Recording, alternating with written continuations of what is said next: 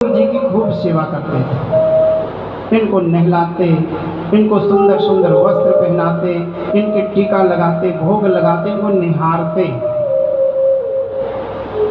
सोने से पहले इनको सुलाते, सुबह उठते ही नहा धो करके सुंदर वस्त्र पहन के इनको तालियां बजा के जगाते, उठाते, मतलब अपने बेटे से भी ज़्यादा सेवा। कभी बेटे की कमी महसूस ही नहीं हुई, इनको इतनी सेवा करते थे। लेकिन ये जो पड़ोसी होते हैं ना, किसी किसी को ऐसे पड़ोसी मिल जाते हैं जो जड़ से ही उखाड़ करके दम ले। और ये पड़ोसी होते कैसे देखें, शुरू में आपके यहाँ अगर पड़ोसियों का आना जाना शुरू होता है ना, तो पहले तो ये करेंगे मीठी मीठी बातें, खूब आपकी प्रशंसा करेंगे, खूब तारीफ करेंगे आपकी, धीरे धीरे आपके दिल में जगह बना लेंगे। और फिर उनके बगैर आपका मन नहीं लगेगा, फिर आपको लगेगा वो कब आए, कब बैठे, कब फिर बातें करें, वही मीठी मीठी बातें। और जब जान पहचान बढ़ जाते हैं ना, फिर अपना रंग दिखाते हैं। ऐसे ही पड़ोसी आत्मदेव जी को मिले। पड़ोसियों का आत्मदेव जी के यहाँ आना जाना हुआ, उठते बैठते मीठी मीठी बातें करते। अब तो जिस दिन पड़ोसी ना आए, आत्मदेव जी का जी ही ना लगे, पता नहीं क्यों नहीं आया। एक दिन इन पड़ोसियों में से एक पड़ोसी बोला, पंडित जी की बात पूछे, बुरा तो नहीं मानोगे? पंडित जी बोले, ना भैया, क्यों बुरा मानूंगा, पूछो क्या बात है। बोले, हम देखते हैं आप तुलसा जी का बिरवा लगाते हो, बार बार आपकी तुलसा जी मुरझा जाती हैं, सूख जाती हैं, क्या बात है? बोले, भैया ये तो मैं नहीं जानता, समय समय से जल सींचता हूँ, तुलसा महारानी की खूब पूजा करता हूँ, फिर भी मुरझा जाती हैं, तो ये तो फिर वो जाने, अब इसमें मैं क्या जान सकता हूँ। पड़ोसी चले गए। धीरे धीरे फिर कुछ दिनों बाद एक पड़ोसी ने कहा, पंडित जी एक बात पूछे, बुरा तो नहीं मानोगे? पंडित जी ने कहा, भैया एक नहीं दो पूछो, बुरा क्यों मानूंगा? बोले, पंडित जी हम कई वर्षों से देख रहे हैं आपके यहाँ एक गाय है, इस गाय के न बच्चा होता न बच्चियां होती, क्या बात है?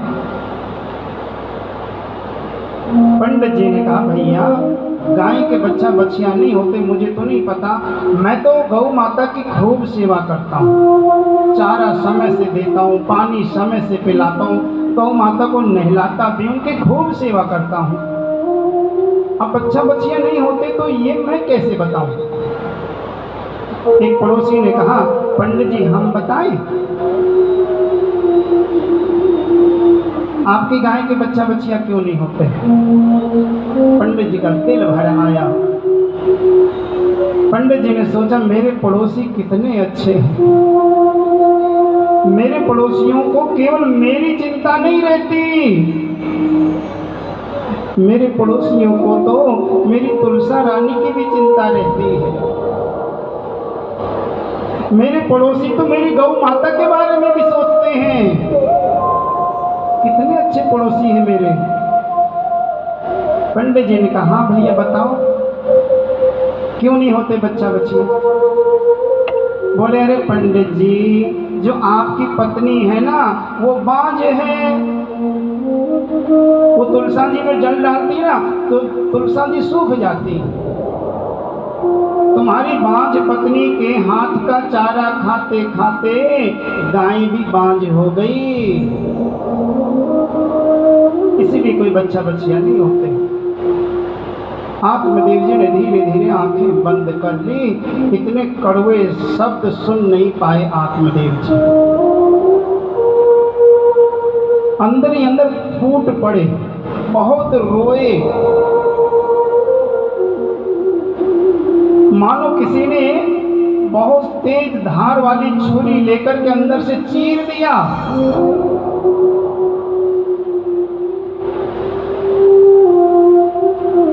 आत्मदेव जी ने हाथ जोड़ के कहा, भैया ठीक बताया, अब जाओ अपने अपने घर। सारे पड़ोसी जब उठ के चले गए ना, तो आत्मदेव जी रोते हुए ठाकुर जी के पास आए। रोती हुई आंखों से ठाकुर जी को देखा और फिर उनके आगे सिर रख दिया। क्यों क्यों दिए ऐसे पड़ोसी? अरे आपने बेटा नहीं दिया था, मैंने कभी शिकायत करी? कभी उलाहना दिया? बेटा क्यों नहीं दिया? लेकिन बेटा नहीं दिया तो ऐसे पड़ोसी क्यों दिए जो दूसरे का दर्द न समझ पाए? आत्मदेव जी खूब रोए, मन नहीं भरा तो उठ करके घर से बाहर निकल गए, नहीं रहूंगा ऐसे पड़ोस में। और एक वृक्ष के नीचे जाकर के बैठ गए, वहां खूब रोए, सिसक सिसक करके। खूब शिकायत है आज भगवान से।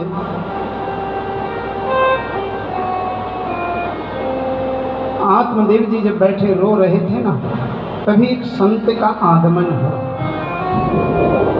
संत ने देखा कोई विद्वान ब्राह्मण लग रहा है और बहुत दुखी है, रो रहा है, पूछूं जाके।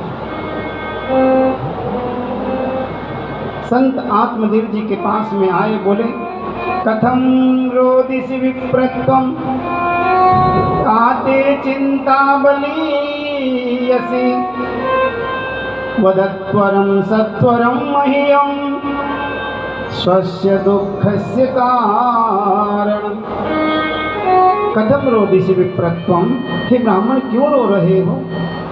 काते चिंता बलीयसि, कौन सी चिंता अंदर ही अंदर खाए जा रही है? वदत्वरम सत्वरम मह्यम, सच सच मुझे बताओ, शायद मैं आपकी कुछ मदद कर सकूं। संत के ऐसे वचन सुनते आत्मदेव जी फूट करके रोए। आत्मदेव जी बोले महाराज जी बेटा चाहिए। संत ने कहा बेटा कहाँ चक्कर में पड़ रहे हो? अरे जो संसार के बेटा है ना, सुख कम देते हैं, दुख ज्यादा देते हैं। ठाकुर जी को अपना बेटा मान लो। बोले ना, उपदेश नहीं चाहिए, बेटा चाहिए बेटा। मेरे पड़ोसी मेरी पत्नी को बाज कहते हैं, मुझसे नहीं सुना जाता, मुझे बेटा चाहिए। और देखो बेटा होने का वरदान नहीं दिया ना, तुम्हारे सामने सिर्फ पटक पटक के आत्महत्या करूंगा और एक ब्राह्मण की हत्या का पाप तुम्हें लगेगा। संत ने सोचा अच्छा हाल पूछा, फंस गया मैं तो। लेकिन संत हृदय नवनीत समाना, संतों का हृदय बहुत बड़ा होता है, बहुत कोमल होता है। संत ने भी अपने झोले में हाथ डाल दिया और झोले में से एक फल निकाल करके आत्मदेव जी को दे दिया। पंडित जी ये ले जाओ, ये फल अपनी पत्नी को खिलाना, एक बेटा होगा और बहुत सुंदर और बहुत गुणवान होगा, बहुत गुणी होगा। ये फल हाथ में लेने के बाद आत्मदेव जी की खुशी का वर्णन नहीं कर सकता कोई। कितनी खुशी उनको हुई उस वक्त। दौड़ते हुए आए और आकर के अपनी पत्नी धुंधली को ये फल दे दिया। देखिए अंतर आत्मदेव जी में और धुंधली में अंतर कितना है। धुंधली का मतलब जिसे साफ न दिखाई दे, जिसे धुंधला दिखाई देता है, जो सही और गलत का निर्णय न ले पाए वो धुंधली है। क्या सही है क्या गलत है उसके बारे में जो न जानती हो वो धुंधली है। धुंधली जब किसी से बोलती है ना तो इतना कड़वा बोलती है मानो किसी के घाव पे नमक मिर्च रगड़ दे। और आत्मदेव जी जब बोलते हैं ना तो कानों में मिश्री सी घोल देते हैं, इतना मीठा बोलते हैं। आत्मदेव जी किसी को दुखी देख लेना तो दुखी हो जाते हैं और सोचने लगते हैं इसके लिए मैं क्या करूं, ऐसा कोई कौन सा उपाय करूं इसका दुख दूर हो जाए। और धुंधली यदि किसी को दुखी देख लेना तो खुशी के मारे नाचने लग जाती है और सोचने लगती है अब जाके क्या बोलूं इसका दुख 4 गुना हो जाए। धुंधली जब तक किसी से लड़ ना लेना खाना हजम नहीं होता बेचारी का। घर वाले से दूर रहते हैं और जब घर वाले नहीं मिलते लड़ने के लिए तो फिर पड़ोसियों के यहाँ पहुंच जाती। लड़ना जरूर है। आत्मदेव जी ने फल धुंधली को दिया, का देवी ये फल खा ले, संत का दिया प्रसाद है, बेटा होगा और गुणवान बेटा होगा। पंडित जी फल देकर के चले गए और धुंधली फल को हाथ में लेके सोच रही है बेटा होगा, मैं नहीं खाती ये फल। देखिए विचार कैसे हैं इसके, मुझे नहीं चाहिए बेटा बेटा, अरे मैं ये फल खा लूँगी गर्भ ठहर जाएगा फिर पेट बहुत बड़ा हो जाएगा, ना ना ना ना ना। अभी तो मैं खाती हूँ 8-10 रोटी और फिर 1-2 में ही काम चलाना पड़ेगा। अच्छा मान लो मेरा पेट बहुत बड़ा हो गया, घर में आग लग गई, घर वाले तो सारे निकल के भाग जाएंगे, मैं तो गेट में फंस जाऊंगी। ना ना ना, मुझे नहीं चाहिए बेटा बेटा। जैसा नाम है वैसा गुण है इसका, वैसे विचार है इसका। सोच रही थी इसकी धर्म की बहन है वो आई, इसके 5 बेटे हैं, छठे की तैयारी चल रही थी। खाने वाले बहुत हैं, घर में खाने को कुछ नहीं इनके हैं। आत्मदेव जी के यहाँ खाने को बहुत है लेकिन खाने वाला कोई नहीं है। कैसी लीला विधाता की देखो, जिसके यहाँ खाने वाले बहुत हैं उसको खाने की चिंता है और जिसके यहाँ खाने को बहुत है उसके यहाँ कोई खाने वाला नहीं है। धर्म बहन ने पूछा क्या बात है? धुंधली बड़ी परेशान लग रही है। बोली हाँ पति देव ये फल लाए, कह रहे खा लो बेटा हो जाएगा। बोली तो खुशी की बात है, खा लो ना, तुम भी माँ बन जाओगी। बोली ना मुझे नहीं खाना। बोली तो फिर ऐसा कर, मेरे यहाँ संतान होने वाली है, बेटा हो या बेटी जो भी होगा मैं तेरे यहाँ पहुँचा दूँगी। तू तो पंडित जी को ये कह देना मैंने फल खा लिया और अब इतने दिन हो गए, इतने दिन हो गए। पंडित जी बहुत भोले हैं। बोली वो तो कह दूंगी लेकिन इस फल का क्या करूं? बोली वो है ना तुम्हारे यहाँ गाय जिसके बच्चा बच्चियां नहीं होते, उसको खिला दे। संत के दिए प्रसाद की परीक्षा भी हो जाएगी, कुछ होता है या नहीं पता भी नहीं चलेगा। बोली हाँ। धुंधली ने ये फल गौ माता को खिला दिया। धीरे धीरे समय बीतने लगा। धुंधली की धर्म बहन के यहाँ बेटा हुआ और वो बेटे को लेकर के धुंधली के पास में आ गई।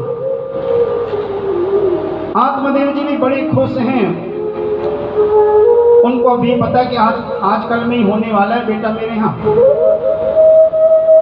और धुंधली ने इस बेटे को गोद में लिया और आत्मदेव जी के पास में सूचना भेज दी कि पंडित जी को जाके कह दो बेटा हुआ है।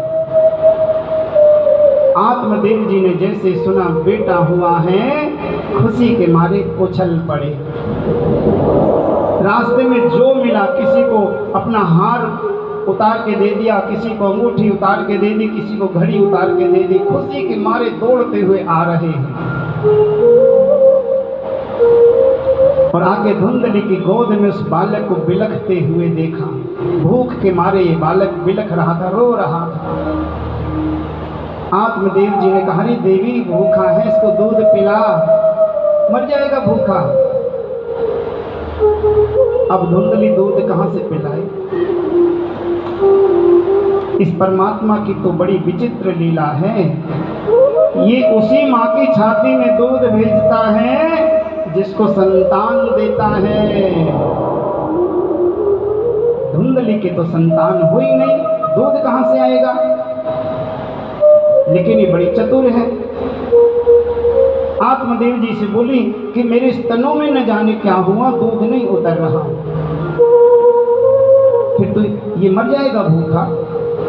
बोली मेरी एक धर्म बहन है, उसके बेटा हुआ था, उसका बेटा मर गया, क्यों ना उसको ले आए, वो हमारे बेटे को दूध भी पिलाएगी, इसकी सेवा भी करेगी, उसके बदले कुछ धन उसको दे देंगे। आत्मदेव जी ने कहा ठीक है, ऐसा कर ले। धुंधली ने अपनी धर्म बहन को बुला लिया और ये बालक 2 माह का प्यार पाने लगा। 3 महीने बाद गौ माता को जो फल खिलाया गया था ना, वो गौ माता के बेटा हुआ, बछड़ा नहीं हुआ, बेटा हुआ। मनुष्य की आकृति, केवल कान गाय की तरह बड़े बड़े थे। आत्मदेव जी ने इस बालक का नाम रखा गोकर्ण, गाय जैसे कान होने की वजह से गोकर्ण इनका नाम रख दिया। धुंधली ने कहा एक का नाम तुमने रखा, दूसरे का मैं रखूंगी, मेरा नाम धुंधली है, मेरे बेटे का नाम धुंधकारी होगा। यथा नाम तथा गुण, नाम का असर जीवन में जरूर आता है।